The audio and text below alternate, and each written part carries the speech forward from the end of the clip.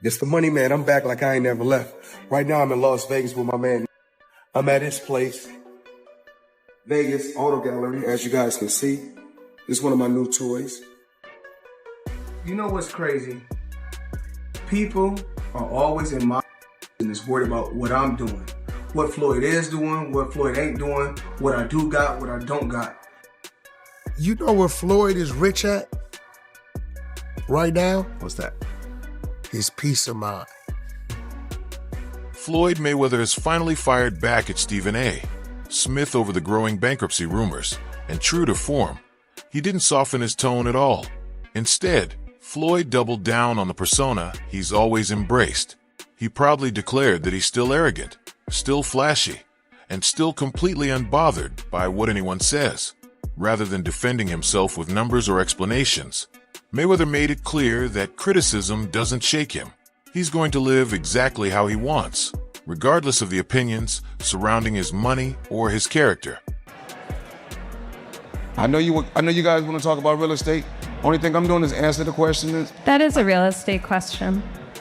Okay, so out of 48 years, I'm 48 years old, and I've never sued a media outlet. The media outlet throughout my life has bashed me, talked bad about me, spoke bad about my family. Now, I've always been judged because how I have presented myself when I'm promoting a fight. You cannot judge me for entertaining the people when I'm promoting a fight. Judge me for the person that you know. You can't judge me if you don't know me. So that's no different from people in this room may want to do a deal with me. But if someone going out there putting lies on my name, putting lies on me and my team and my family and hurting my business, we're not talking about millions. We're talking about billions of dollars. We can't do that. So this is my first time ever filing a lawsuit against a media. Stephen A. Smith had argued that no one can get everything they want forever, and that at some point people have to compromise. But Mayweather's response showed the opposite mindset. Floyd refused to bend for anyone. His words reflected a man determined to defend his lifestyle and success without apology, standing firm against anyone questioning his choices. A guy that believes in being in the middle, meaning open to compromise, understanding everybody can't get what they want. Vinny, you seem like if you can't get everything you want, you pissed. So damn it, it's all or nothing. That's not reality. You go to work every day, Patrick Bet David tells you everything you want to hear and gives you everything you want, and he never says no to you. I know Patrick Bet David a little bit. I sincerely doubt that's reality. But you deal with it, don't you? That's how it goes. That's Whack 100, who has long been tied to the business side of boxing and entertainment, stepped in to defend Mayweather from the wave of accusations. He claimed people don't understand how massive deals actually work at Floyd's level. According to Whack, with transactions as large as a $42 million property portfolio, it's normal for names to be hidden for legal or strategic reasons. He insisted Floyd isn't broke, and that the rumors don't bother him at all. In Whack's view, Mayweather operates in a world where results matter more than public noise. What's happening? Floyd is definitely not broke. Floyd is wealthy. You and I are broke compared to Floyd Mayweather. Definitely. We're like essentially homeless compared to Floyd Mayweather. Floyd's one of my business partners. I just got off the phone with him on our way here, literally. You know where Floyd is rich at right now? What's that? His peace of mind.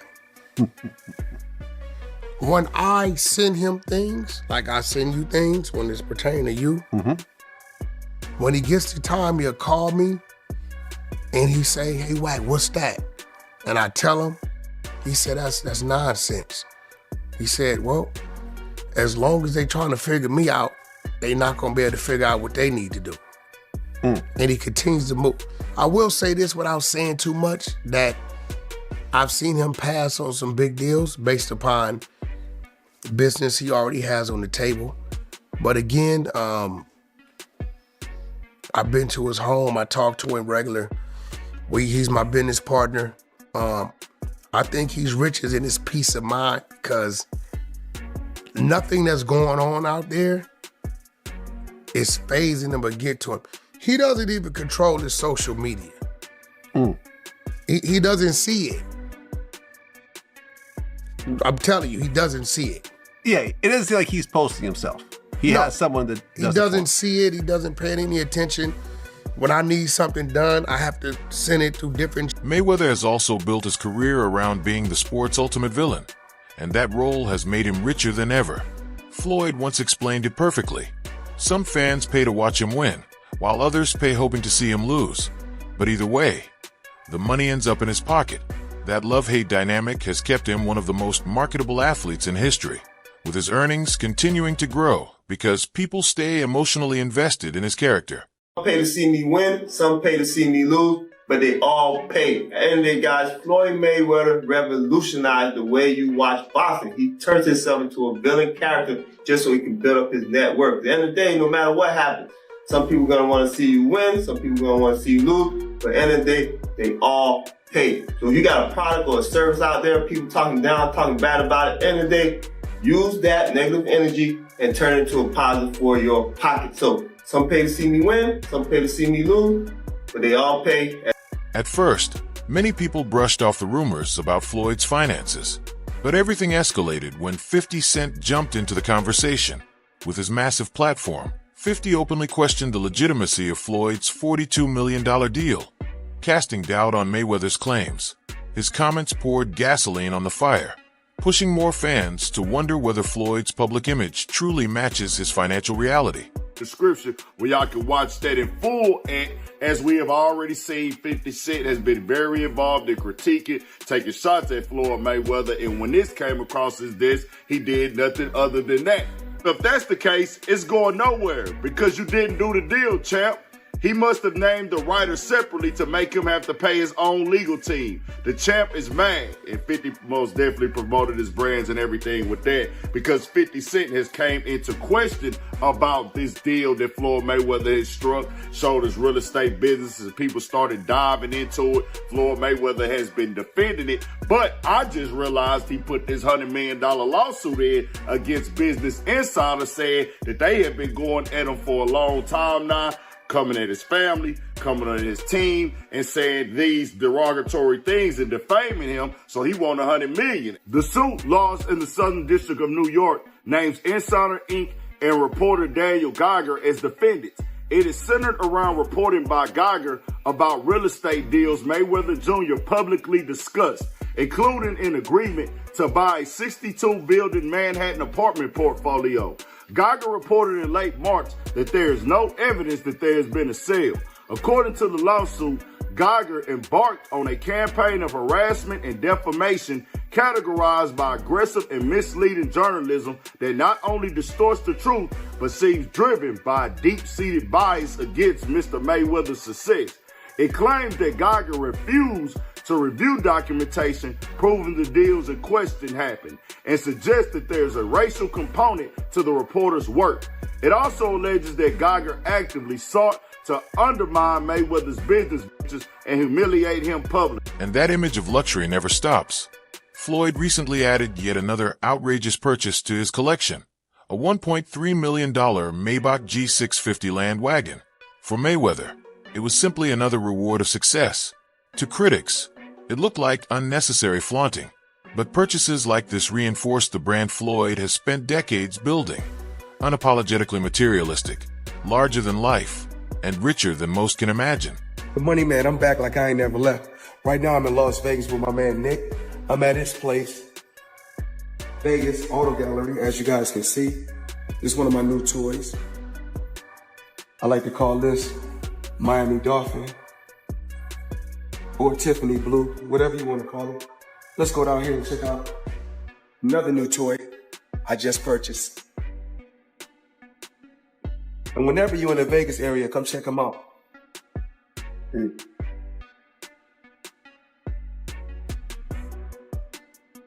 So this toy right here, Toys R Us. I like to call this the Italian Stallion. Kind of remind me of Rocky Balboa. One more toy. Porsche We like to call this one right here, white girl wasted.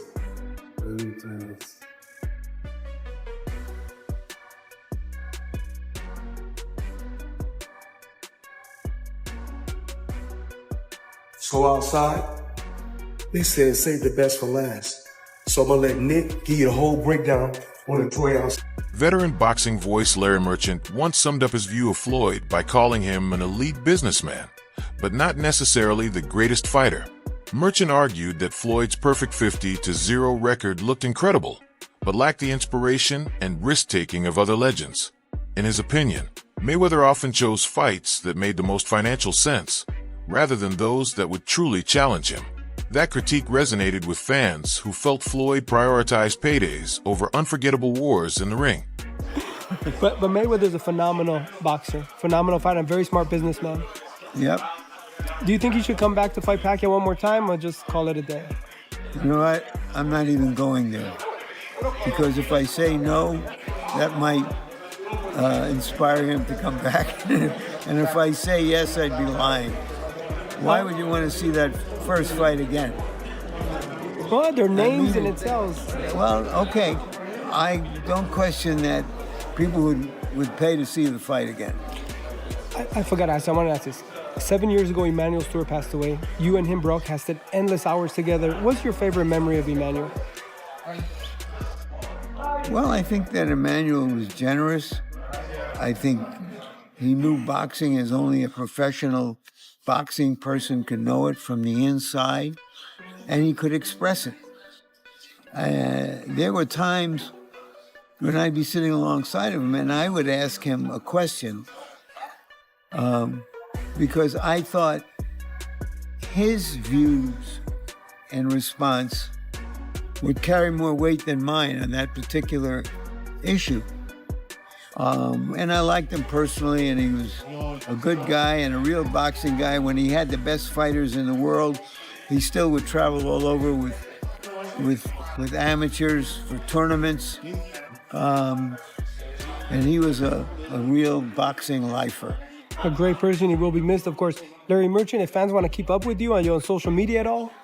I'm not. I'm a bit of a Luddite where social media is concerned. But I do watch the big fights on television in my den, and I do commentary there from my... Sugar Shane Mosley offered another sharp critique, suggesting Floyd was more focused on protecting his undefeated record than chasing the toughest challenges. Mosley claimed Mayweather avoided fights that could truly threaten his perfect streak, instead choosing opponents that made sense financially and strategically. From Mosley's perspective, it was brilliant business, but not the fearless competitive spirit that defines the greatest champions. Mayweather, though, is a legendary athlete. And you just said what makes a legendary athlete is the one who wants to compete. He's notorious for dodging fights when they should happen. Floyd is so afraid to lose, and he grew up in a different era. So he's, in the era that I grew up in, it was who was the best, and I will fight anybody, doesn't matter who's in my way. Right. Floyd's era, and what he created was, okay, we're not gonna lose. If we lose, then everything's messed up. So he wanted to win so bad, and keep his O so bad until he would wait till the guys would be at the right time or weight or age or whatever, past their prime, or even coming too young. Yeah. So he waited for the right time to go in there and do what he had to do. But he's a winner. He wants to win. So whatever it takes, not just in the ring, but outside the ring, he's gonna win. He wants to win, but he doesn't want to compete. Yeah, I think that it was just that he wanted to win. He wanted to have the only person to have the O and leave out like that, with just having no loss. That's killing boxing.